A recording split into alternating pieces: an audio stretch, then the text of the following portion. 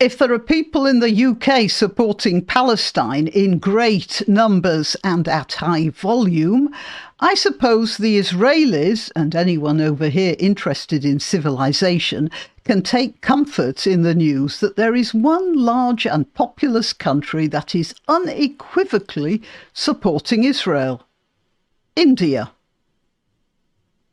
I'm Granniopteryx.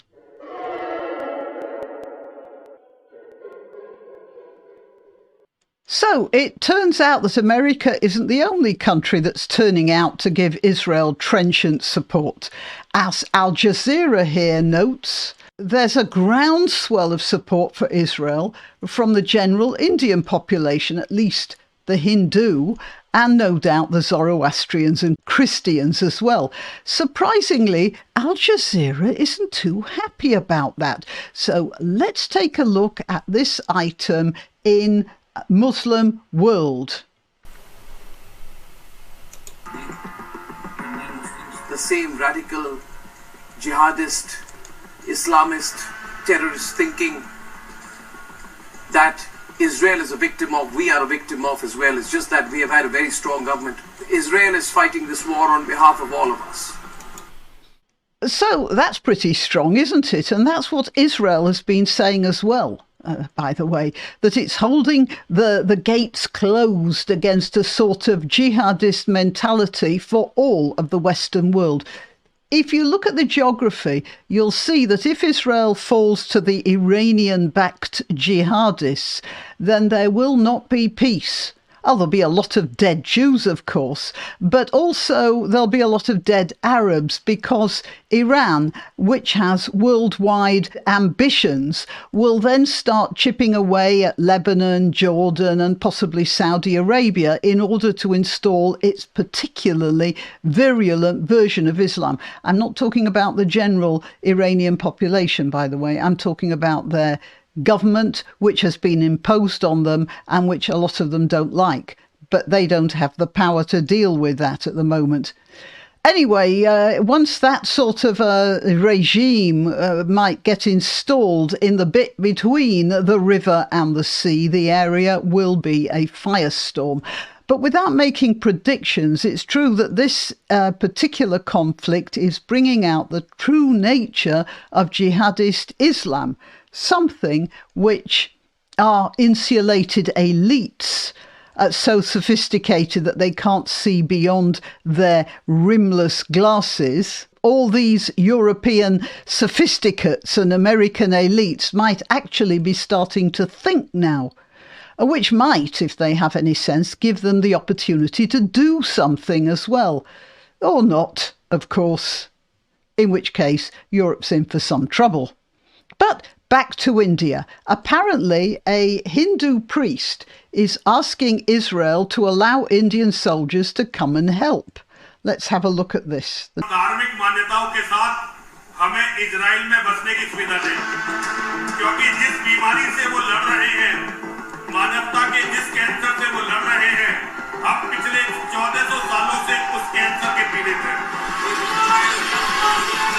That priest is making the point that the Hindus have been fighting Islam for the past 1400 years. It's not quite that long. I believe the Muslim conquest started around the 11th century and continued until the 18th century, when the British discovered India as a resource, instituted a national government from north to south instead of a lot of little states, as well as a communication system of telegraphs and railways, and stopped some of the worst self-defeating Hindu practices, sati, for instance, as well as the stultifying Muslim religious controls.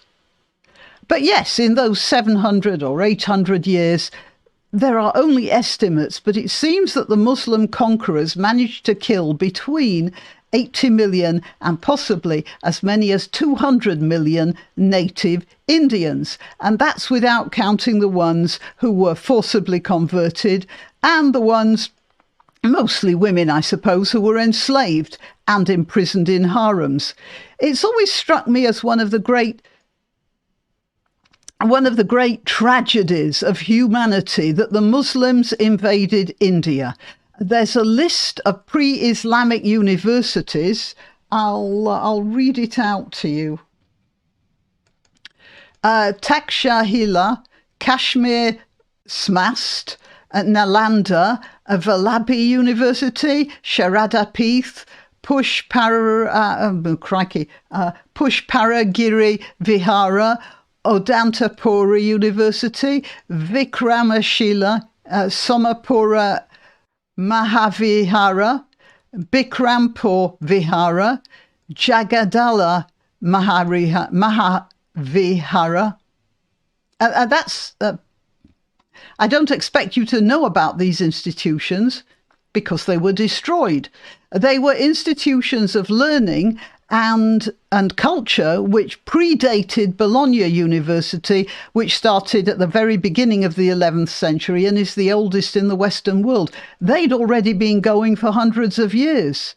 And these institutions were destroyed, and their enormous libraries containing a wealth of scientific and astronomical observation as well as literature, they were burnt. And the culture was stopped in its tracks. It was one of the greatest tragedies that's befallen the entire human race, and it was blotted out so completely that we here in the West, and no doubt many Indians too, don't even know about it. However, we have to acknowledge that the Indian states were conquered because of their habit of fighting amongst each other. If they'd been more unified, the Muslims wouldn't have stood a chance.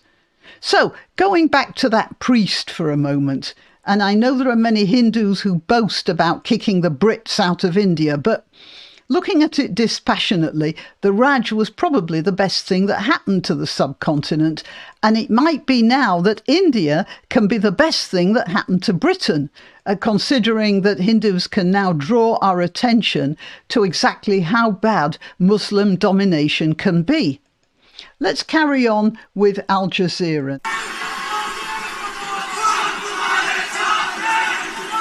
Actually also plays into the sense of Hindu victimhood and villainizing Muslims. So what they're trying to say is that, look, Israel and India, we have a common enemy, and that common enemy are the Muslims. Now. Hindu victimhood and villainizing Muslims, she says. Well, that probably comes from a well-documented history of Hindus being victimized and Muslims being villains.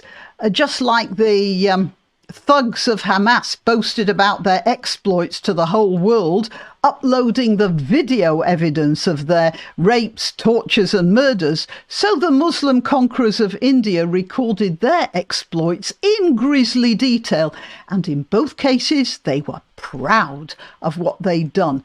You know, it was a common practice for the Muslim conquerors to boast about how high they'd piled heaps of Hindu skulls after battles, one boasting that a man on a horse couldn't see over the pile he'd made. Think about that. How many that must have been.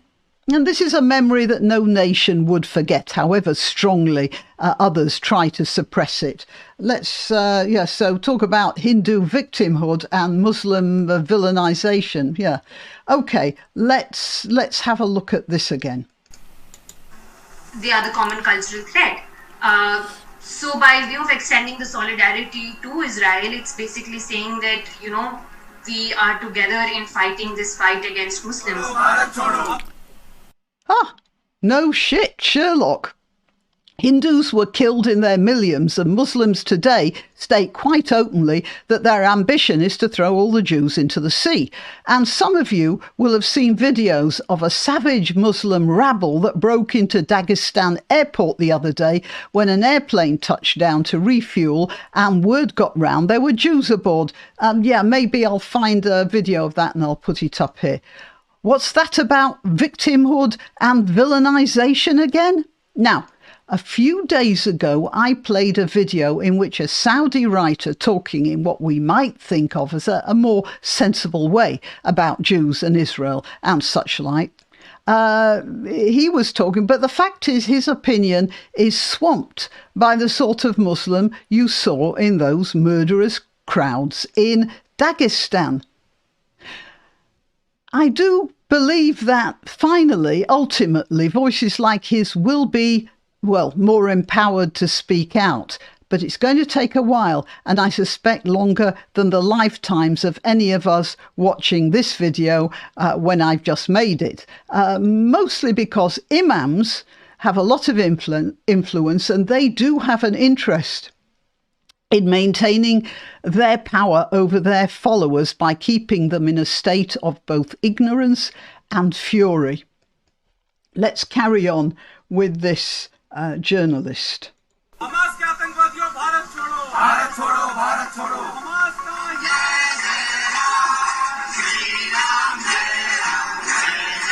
I'd say that it is less pro-Israeli and more anti-Palestinian. It is more anti-Muslim. India has a disinformation problem. It also has an Islamophobia problem.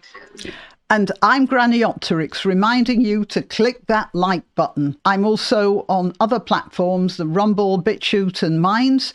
All the links are in the description, including links to donation sites. I'm very grateful for donations, but the best thing you can do, and it doesn't cost you anything, is click that like button. Also, subscribe. If you're on YouTube, click the notification bell as well.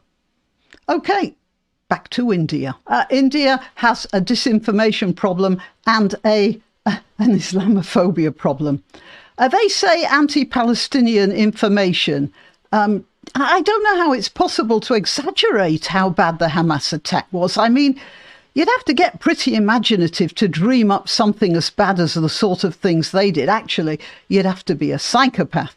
And I have learnt recently that although there were 3,000 to 4,000 men who made that incursion, they were not all Hamas. Some of them were just local citizens, you know, the people who were oppressed by Hamas, the peaceful people who didn't want to have anything to do with their goings-on. They were going out there doing the raping and the murdering as well. So, yeah, an anti-Palestinian problem. What would you expect? It's a bit difficult to have disinformation about that that could be worse than what actually happened, I'd say. And then she says it's less pro-Israel than anti-Palestinian. Well, that would not surprise me. Information problem. It also has an Islamophobia problem. No. A phobia is an irrational fear. And I don't think the Indians are at all being irrational in being afraid of Muslims. And it's up to Muslims to find ways of allaying those fears by not being aggressive towards non-Muslims. Let's see what else she has to say. This kind of becomes the perfect opportunity to show off your Islamophobia by way of extending support to Israel.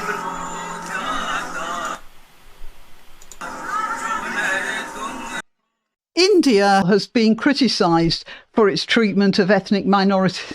Yeah, by whom? Ill treatment of ethnic minorities. Have you ever heard of the expression, the pot calling the kettle black? OK, well, anyway, that's my take on the Indian attitude to Israel. I'm sure Israel is glad for a few friends around the world. I wouldn't rely too much on Europe if I were you, Israel. I don't think many of them like you very much. Well, till next time. Why not treat yourself or a favoured relative or friend to these magnificent examples of merch? The mugs and t-shirts come in the Granniopteryx design or Granbo with a firearm or the more deadly knitting needles.